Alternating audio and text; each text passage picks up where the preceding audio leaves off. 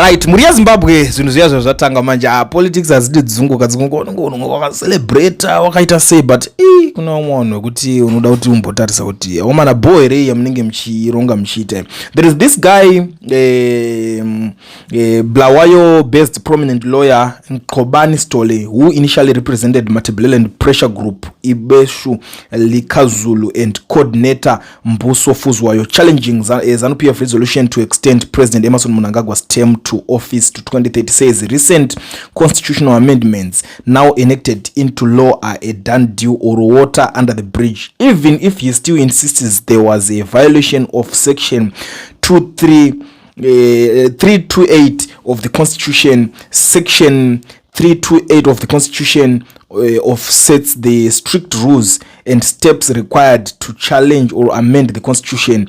It protects term limits for public offices and stops leaders from challenging rules for their own benefit. Stole says going to court to challenge Amendment Act number 3 could be a tall order, and as far as he is concerned, the situation is now irreversible. Stole, who operates Stole Law Chambers, has handled several high-profile public interest media and politically sensitive cases, including representing Sengezo Shabangu during the contentious Citizen Coalition for Change parliamentary cause, the Tawanda Mucheiwa abduction case, and now the Fuzwayo matter. He filed a constitutional court case on behalf of Fuzwayo and Ibetsu Likazulu challenging the ruling party resolution to extend Mnangagwa's term to 2030 and was granted direct access to the highest court in the land. But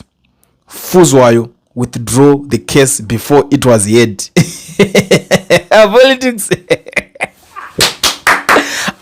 Not because do you know one thing chenda farra nje kuti I feel vindicated pandatonzwa zvinhu izvo ndakati right isusu atisiso here taingonzi mipengo Zulu mipengo Lizwe munongotaura zvisina basa fana mimi ndakatokomana pakunoita zvinhu zvichenjera unogona kutona lawyer rimwe rekuti rinotogonyudza panyaya yako zvikavharana zvikadhakwa aiwa moni zvinonodhakwa anza unotaura zvese mone chimbonzwa izvautaureka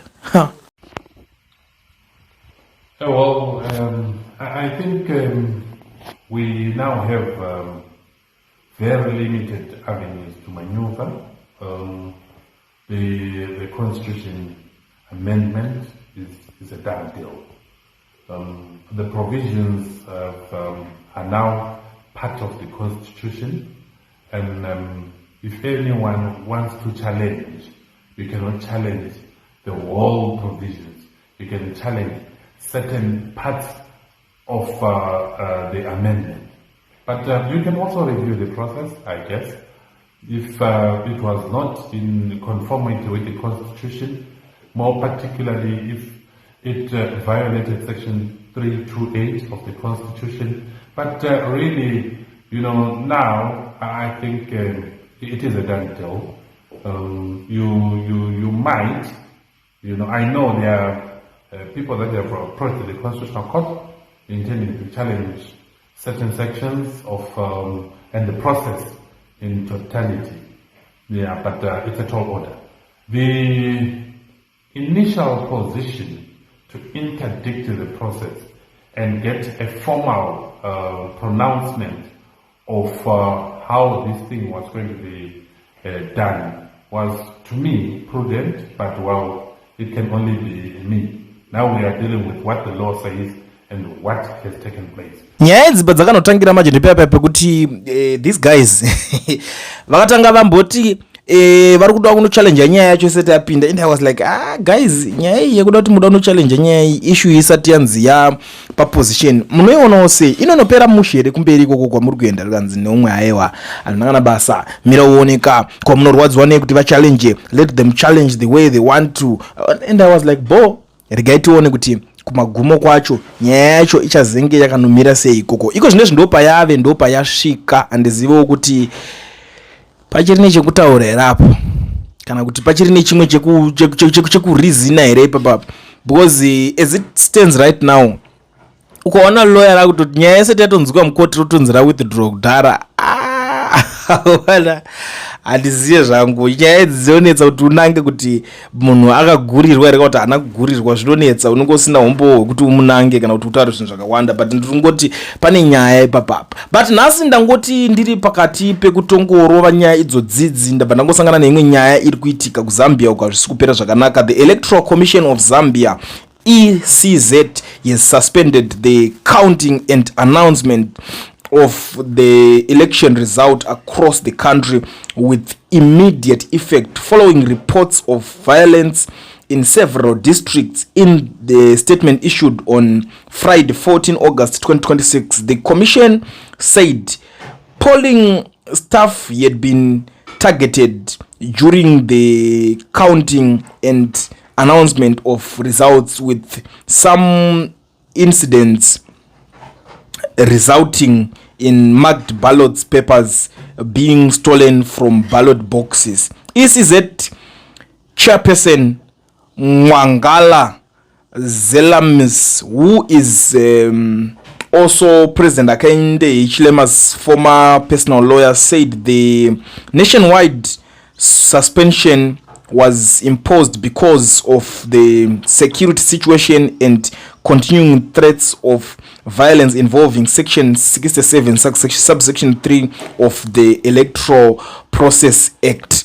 Saka panapa pakashata rinongoriwo drama kuzambia ikoko zvikanzi ngatizombomira kuverengwa yowe wati pari kuzoitika zvekusawirirana zvekutsanzwanana violence chichichichi zvakawanda zviri kuitika hazvingambopere zvinenge zvichiitika ingori drama after drama. Handiziviwo kuti vanhu vepazambia vari kuita sei but so far mamirira ndakanzwa andiri kunzwa zviri kuitika pari kunzvoni opposition yaleader futi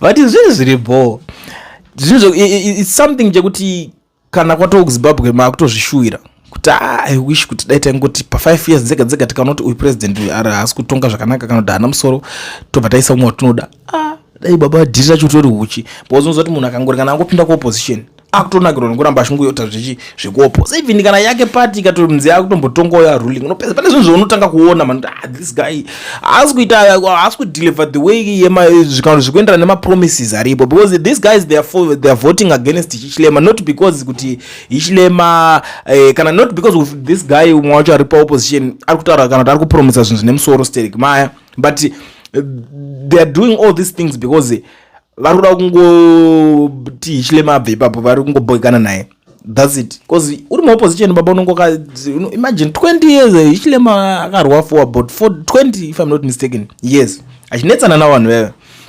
So mujene 20 years unenge une vanhu vekuti vanenge vachimira newe every day, unenge une vanhu vekuti vari kusupport every day, unenge une vanhu vekuti havasi kurara vachimira newe, and then paunozopinda uzonodai so chii chamuri kuzovaitirawo in return hapana chinenge chichiitika. Pane vanhu vakaita kana asana Joseph Kalimba atiduzitaura hedu zvakawanda, but those guys vakamira vachimirira kuti Hichilema zvinhu zvake zvitepo, but paakazokonopinda takatonzwa musi uno apa uyu Kalimba aiti toda kuti MP anga paita akatovharirwa kunze zvake nechekare. Saka all those things zvinhu zvokuti hazvisi kuzobata vanhu zvakanaka.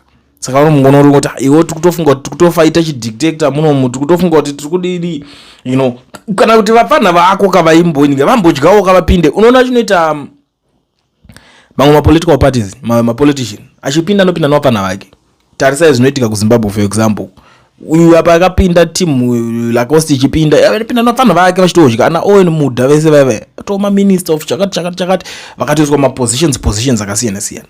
But these guys ana Hichilema ndizive kuti type yepolitics dzake dzaanotamba ipolitics dzakaita sei. Saka iko zvine zvinhu ndiri kunzwa kuti Hichilema pari kumupisira kuZambia. Saka nyaya dzacho dziri panapa ndidzo dzimuri yeZimbabwe dzinangoti ndingodarika nepano tichionesana zvamuchazoitawo nemainformation iwayo yandizive kuti munenge makuita sei, asina kuti ngopfura tichingozivisana maupdates kuti zvamira sei iko zvinezvi. Pachinge pabuda dzimwe nyaya ndichange ndiripo ndiri number 1 kudzirudunura nekudzidhadhanura.